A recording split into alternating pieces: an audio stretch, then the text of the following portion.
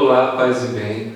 Mais uma vez a palavra de Deus hoje nos alcança e a gente se reúne de novo para poder beber da fonte do Evangelho de Jesus. Sem muitas controvérsias litúrgicas, mas hoje nós vamos ler, semana passada eu disse que a gente ia ler a continuação do capítulo 14 de Mateus, em que ele tem aquele encontro com a mulher Sirofenícia, aquele texto curioso da cura da filha da mulher, que se é justo tirar o pão dos filhos para dar aos cachorrinhos, um texto muito, muito instigante. Ler do engano de novo, porque na verdade no Brasil, o domingo que segue o dia 15 de agosto, a gente celebra a festa da Assunção de Nossa Senhora, e assim é. Então hoje, dia 15, é véspera do domingo em que a gente celebra a Assunção, exceto em alguns lugares, como aqui em Belo Horizonte, em que nossa viagem é a padroeira. Como ela não tem um dia específico, celebra-se no dia 15 de agosto. Acontece também com Nossa Senhora da Abadia, que muitos irmãos aqui são devotos lá de Nossa Senhora da Abadia de Romaria, lá no oeste de Minas, enfim.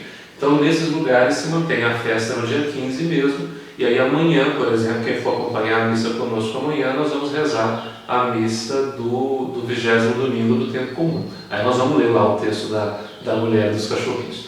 Mas hoje, então, aqui nós vamos ler juntos o Evangelho da Festa da Assunção. O Evangelho da Festa da Assunção é Lucas, capítulo 1, versículos 39 a 56. Nós vamos começar pelo texto e depois a gente fala um pouquinho da Assunção, porque, afinal de contas, quando a gente fala de uma base bíblica para essa celebração da Assunção, não é uma base bíblica de uma narrativa daquilo que se celebra, porque isso nós não temos, né? Um relato da morte de Nossa Senhora, seja esse relato como for e qual for, ele não está no Novo Testamento. Ele pertence à tradição e à devoção que foi cultivada ao longo da nossa história. Mas, então nós temos um embasamento bíblico, mas então nós vamos do texto depois para a festa. Acho que vai ser melhor. Uma observação preliminar, talvez fosse válida, sobre o tipo de texto que é esse aqui. Nós estamos no capítulo 1 do Evangelho de Lucas. Antes de começar propriamente a narrativa do Evangelho, no capítulo 3, com o batismo de Jesus, aliás, esse esquema Lucas aprendeu de Marcos, né? Marcos começa o seu Evangelho com o batismo de Jesus, de lá ele vai para o deserto, e do deserto ele vai para a Galileia e começa a sua missão. Esse é o esquema também que está em Mateus. Só que tanto Mateus como Lucas, antes desse episódio inaugural do batismo de Jesus, eles colocam aquilo que a gente chama de evangelhos de infância, que são os relatos em que Lucas e Mateus contam episódios que precedem essa manifestação de Jesus no seu batismo, remontando inclusive o seu nascimento, as personagens que estão em volta disso. Veja bem, isso vale para todo o evangelho, mas vale de maneira particular para os evangelhos de infância. É claro que não são relatos assim de fatos acontecidos, são relatos teológicos. Agora, não são relatos propriamente do menino Jesus e dos acontecimentos que estão em volta da sua infância. São relatos revelatórios. Por isso, por exemplo, por razão metodológica, às vezes que por acaso eu dei aula de Cristologia, eu nunca começava pelos relatos da infância. Eu começava pelos relatos do ressuscitado. E aí fazia um caminho retrospectivo e os relatos da infância eram os últimos que a gente lia. Porque os relatos da infância, eles são prefigurativos da revelação de quem Jesus é. Tanto Mateus como Lucas, o que eles querem, na verdade, não é nos contar curiosidades da infância de Jesus, mas é nos dizer e nos mostrar que desde pequenininho ele sempre foi quem foi. E que nos episódios em torno do seu nascimento, ali já se revela quem é ele, qual é a sua missão, qual é o seu evangelho, etc. Por exemplo, na festa da Epifania de Jesus, nós lemos o texto em que os magos vêm do Oriente e se encontram com o rei Herodes. O rei Herodes sente medo e o rei Herodes tenta descobrir onde está o menino, etc. Veja, é o rei Herodes que está com medo de uma criança recém-nascida? Ou é a boa nova de Jesus que é altamente perturbadora para todo tipo de tirania? Entende? Quer dizer, é o ressuscitado que com a sua presença na igreja continua colocando de calças curtas os poderes injustos? Ou é o rei Herodes que, por medo de perder o trono, teme agora o nascimento do menino?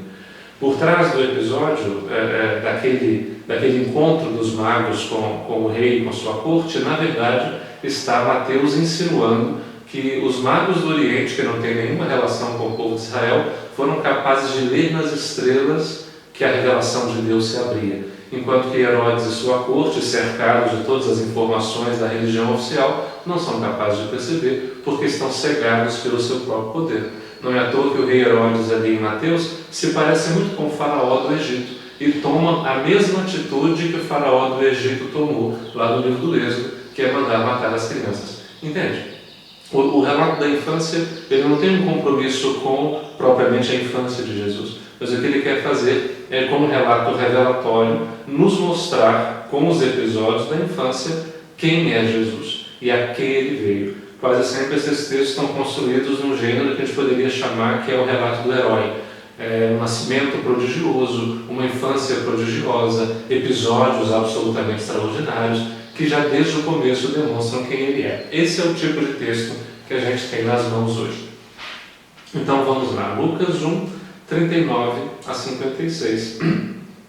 E o texto diz assim: Naqueles dias aqui, é a introdução artificial.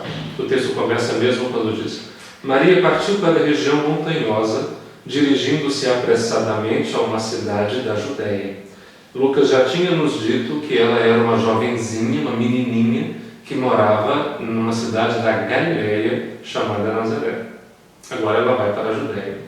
Entrou na casa de Zacarias e cumprimentou Isabel. As personagens também não nos são estranhas. Nós estamos já no versículo 39 do capítulo 1. No começo do capítulo 1, Lucas já nos apresentou essas duas personagens, Zacarias e Isabel, dando inclusive um destaque todo especial a Zacarias. Lembra que no começo do Evangelho de Lucas, ele não nos conta o nascimento de Jesus ainda. Ele conta o anúncio do anjo a Zacarias, que vai ser pai de João Batista. E ali, Lucas já vai mostrando toda a sua maestria na narrativa. Porque Lucas vai, e ele gosta de fazer, nós já vimos isso em outros textos de Lucas, como que ele desenha as personagens como num contraste de luz e sombra, de modo que quanto mais um se mostra, o outro se revela por contraste. É assim, por exemplo, no texto do rico e de Lázaro. É assim com as personagens Marta e Maria. É assim com as personagens Zacarias e Maria, mãe de Jesus. Zacarias, um sacerdote idoso, que presta serviço no templo de Jerusalém, que mora na Judéia, quer dizer, um texto que começa tendo todos os elementos para ter um final satisfatório. E não é isso que acontece. Nós conhecemos o texto, Zacarias questiona o anjo, não acredita, e sai do altar do incenso mudo, porque em Lucas quem não acredita não pode falar, não pode anunciar. Então Zacarias se emudece. Na página seguinte, Lucas apresenta que o mesmo anjo do Senhor foi agora a outro lugar, não ao templo, mas a Galileia. Não a um homem, mas a uma mulher. Não a um idoso, que tem supostamente mais juízo, mas a uma jovenzinha, uma menininha solteira, ainda por cima, e anuncia também o nascimento. E ao contrário da atitude do velho Zacarias, a menininha Maria acolhe com alegria e se coloca à disposição. Veja, o contraste das personagens. E reparem que no começo do Evangelho de Lucas, tirando a jovenzinha, a menininha Maria, todo mundo é idoso. Zacarias é idoso, Isabel é idosa, Simeão é idoso, Ana é idosa. Porque no fundo, essas personagens no começo do Evangelho de Lucas, elas estão fazendo a passagem do Antigo para o Novo Testamento. Lucas compreende que o Antigo Testamento é o tempo da promessa, em que Deus prometeu grandes coisas ao seu povo. O seu Evangelho é o tempo do cumprimento dessa promessa. Então, os dois primeiros capítulos de Lucas, os chamados Evangelhos de Infância, eles fazem essa passagem, o encontro do velho com o novo, a maneira como aqueles que esperavam a promessa agora recebem o cumprimento dessa promessa. E é por isso que eles são idosos. Eles não são só idosos de muita idade, mas eles são idosos da espera das promessas. É como se Lucas quisesse, nas rugas dessas personagens, desenhar a espera do povo de Israel pelo cumprimento das promessas de Deus e pela vida do seu Messias. Ali, nas rugas talhadas pelo tempo, ali na verdade está o preço da fidelidade do povo que não cessa de esperar pela bondade de Deus. Assim é Zacarias, assim é Isabel, assim Ana, assim Simeão e tantos outros que estão ali, naquele contexto da passagem do velho para o novo. Então aqui, Maria, agora portadora do novo, ela vai à casa de Zacarias, esse que é o guardião do velho, vamos dizer assim. Então, ela entrou na casa de Zacarias e cumprimentou Isabel. Quando Isabel ouviu a saudação de Maria, a criança pulou no seu ventre e Isabel ficou cheia do Espírito Santo. É assim, quando o novo chega, o velho tem duas atitudes possíveis, viu, Frei? Diante do novo, o velho pode estremecer de alegria e pode se encher do Espírito Santo, que faz novas todas as coisas, ou ele pode estremecer de medo e de raiva por ver tudo aquilo que ele acreditou a vida inteira agora ameaçado pela novidade. Lucas faz questão de dizer que Zacarias foi esse que não foi capaz de acreditar que as suas preces foram atendidas, que não foi capaz de acreditar que ele, na sua muita idade, poderia fazer nascer um filho, que a sua esposa, tão idosa quanto Sara, a esposa de Abraão, veja que as personagens são arquétipos muito parecidos, porque Lucas está buscando lá, de fato, desse arsenal de símbolos do Antigo Testamento, as características das suas personagens.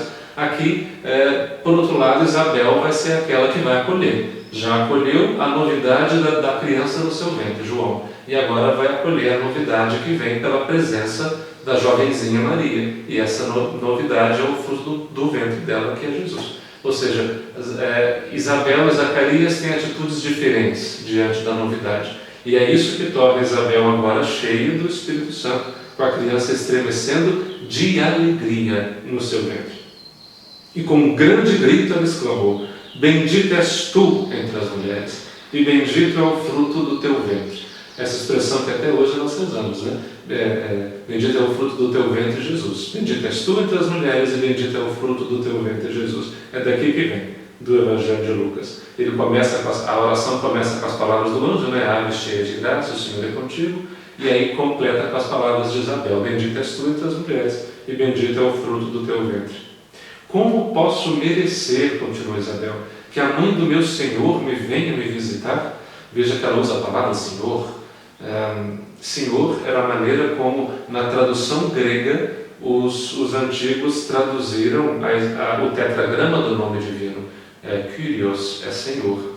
Então, Senhor é a expressão que a Bíblia grega usava para o nome Javé, o nome de Deus. Então, chamar Jesus de Senhor, quando Paulo diz, por exemplo, e verdadeiramente Jesus Cristo é o Senhor, é para dizer que Jesus Cristo é Javé. Jesus Cristo é Deus, assim como o Pai do céu é Deus. Então, diz Isabel, como posso merecer? Veja que a confissão de fé, aquela fé que faltou em Zacarias, por isso ele emudece, sobra em Isabel, por isso ela grita: como posso merecer que a mãe do meu Senhor me venha visitar? Logo que a tua saudação chegou aos meus ouvidos, a criança saltou de alegria no meu ventre. Bem-aventurada aquela que acreditou, porque será cumprido o que o Senhor lhe prometeu. Bem-aventurada, makarios, é uma expressão que nós já vamos ouvir em Lucas de novo. Nós já estamos acostumados com a formulação de Mateus, né? Bem-aventurados os pobres no espírito, bem-aventurados os que choram, os que têm fome. Lucas também, no seu sermão, não da montanha, mas da planície, tem também essa expressão, dizendo que felizes são vocês, os pobres, felizes são vocês que choram, felizes são vocês que sofrem perseguição, porque o Senhor não vai abandonar vocês. E aqui aparece essa expressão também dirigida à mãe de Jesus, bem-aventurada. Por que ela é bem-aventurada? O que torna alguém bem-aventurado? Bem-aventurada aquela que acreditou. Zacarias foi mal-aventurado porque não foi capaz de acreditar. Maria é bem-aventurada, é feliz, porque foi capaz de crer. E por que ela é feliz tendo crido?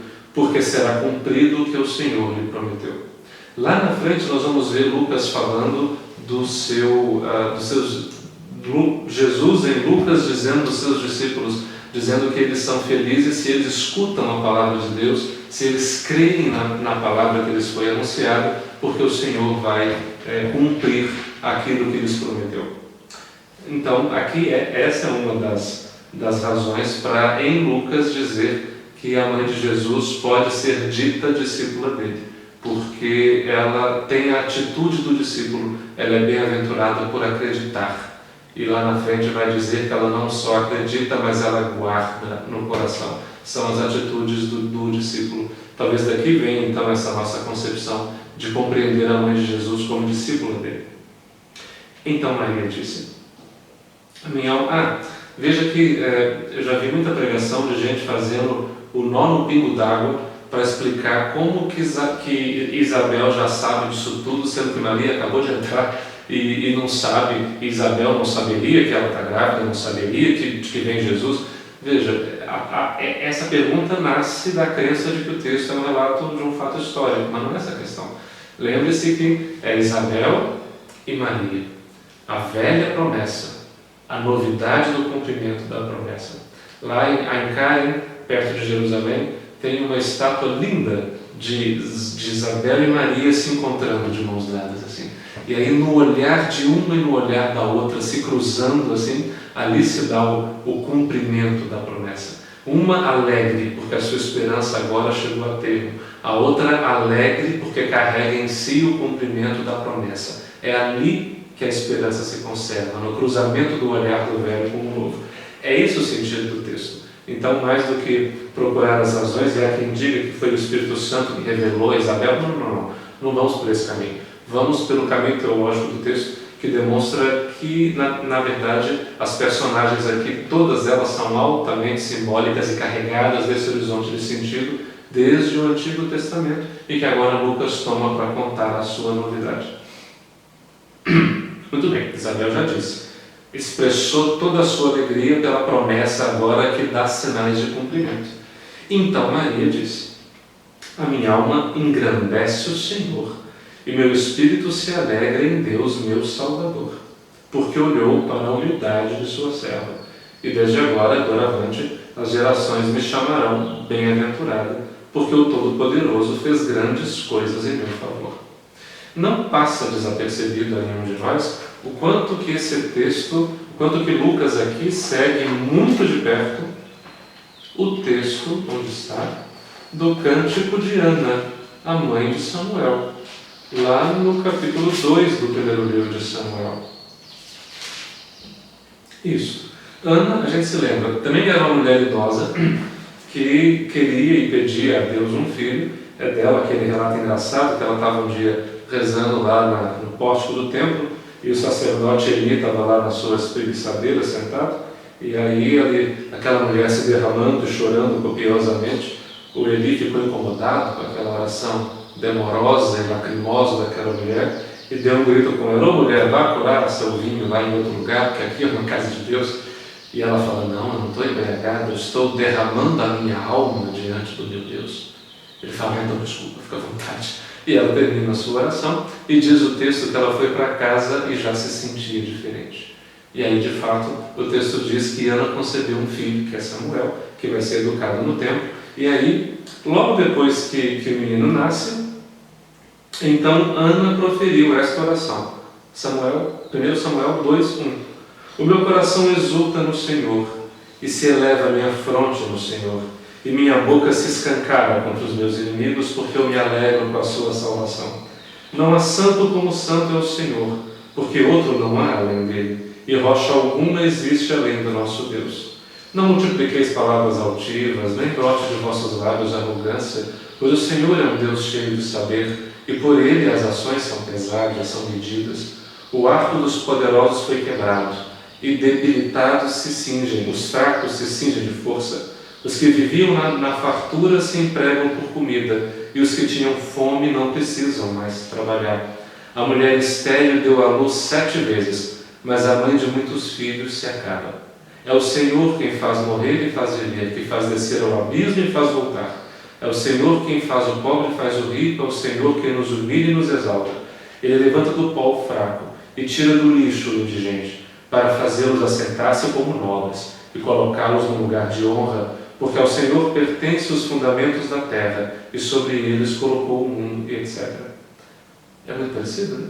Com o Cântico de Maria? Ou melhor, não é que esse é parecido com o Cântico de Maria, é o Cântico de Maria em Lucas que é muito parecido com esse tipo de texto do Antigo Testamento. Lembre-se que Lucas está seguindo muito de perto esse estilo textual da Bíblia grega, do velho Antigo Testamento grego que já existia no tempo dele. Então, na verdade, o Cântico de Maria é um desses cânticos messiânicos que diz da justiça de Deus para o seu povo, que diz de como Deus realmente agora cumpre as promessas que Ele um dia fez. E ela começa dizendo assim como Ana: a minha alma torna grande, louva, engrandece o Senhor, e o meu espírito se alegra no Deus que é meu Salvador, porque Ele olhou para a humildade de sua serva. Quer dizer, porque Ele olhou para a minha humildade, por isso a minha pequenez, por isso Ele é grande. E quanto mais Ele olha para as pequenezes da nossa humanidade, mais Ele revela a sua própria grandeza e o seu próprio amor que salva. Doravante as gerações me chamarão bem-aventurada, assim como Isabel acabou de chamá-la bem-aventurada. Por quê? Porque o Todo-Poderoso fez grandes coisas em meu favor. Assim como o cântico de Ana, veja que é um cântico de é um cântico de louvor. Grande é Deus, porque olhou para a minha pequenez. Grande é Ele, que olhou para a minha humildade, fez tantas coisas grandes em meu favor, que agora as pessoas chamarão bem-aventurada. Veja que neste cântico de Maria está o cântico da comunidade cristã, que agora se descobre, se reconhece portadora da boa nova de Jesus. Assim como ela concebeu o Filho no coração pela fé e no ventre para dar-lhe a luz, assim a comunidade é agora também portadora da presença de Jesus, o ressuscitado, e é convidada a gestá-lo na sua história e dar à luz a presença dele no mundo. Então aquilo que se diz dela, se diz da igreja. Ela também é bem-aventurada, porque porta a presença de Deus, porque oferece e revela que Deus é presente em todas as coisas e que a sua salvação se cumpre em todos aqueles que o buscam de coração sincero e se tornam capazes de ver que essa salvação acontece sem limite e sem medida. O seu nome é santo, continua ela, e sua misericórdia se estende de geração em geração a todos que o respeitam. De geração em geração, é uma expressão, é um hebraísmo, para dizer que não tem fim. Pelos séculos dos séculos, pelos tempos dos tempos, pelos tempos sem fim, ou de geração em geração. Ele mostrou a força de seu braço. De que jeito? Derrubou os soberbos de coração, dispersou os soberbos de coração. Ele derrubou do trono os poderosos e elevou os humildes. Ele encheu de bens os famintos e despediu os ricos de mãos vazias. Em que Deus mostra a força do seu braço? Na capacidade de fazer justiça.